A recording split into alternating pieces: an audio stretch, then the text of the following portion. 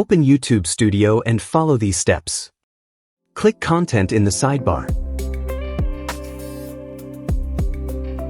Click on the video you want to edit.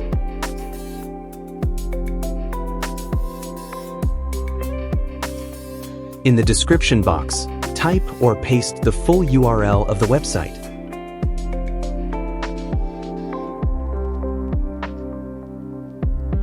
Ensure the link starts with HTTPS to make it clickable.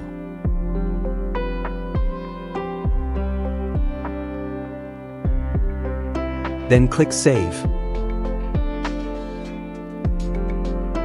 Click the video to check the description on the video page.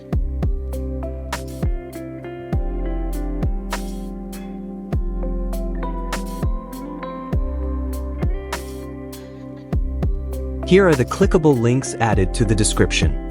That's how you insert links into a YouTube video description.